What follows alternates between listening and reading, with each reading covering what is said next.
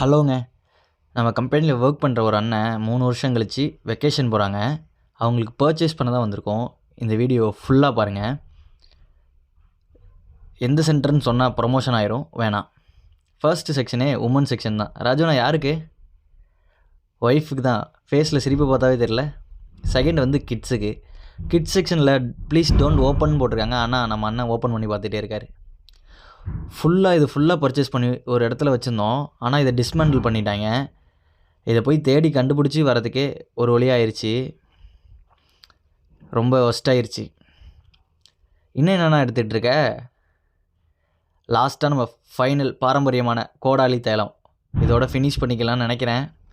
பார்ப்போம். ஐயோ, இன்னும் என்னடா இவர் கீழே குனிஞ்சு தேடிட்டு இருக்காரு? போதாதா இன்னும்? ஒரு வழியாக ஒரு ட்ராலி நினச்சா 2 ட்ராலி வந்துருச்சு.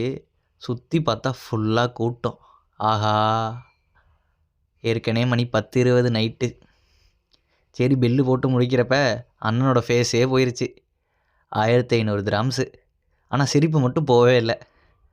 என்னண்ணா பண்ணுறேங்கிற? இருறா பில்லை சுருட்டிட்டு வரேன்டா அப்படிங்கிறாரு. பர்ச்சேசிங்கில் ஏற்கனவே லேட் ஆயிடுச்சு. இருந்தாலும் சாப்பிட்டு தாண்டா போகணும் அப்படின்னு சொல்லிட்டு வேணுங்கிறது ஆர்டர் பண்ணி சாப்பிட்டோம்.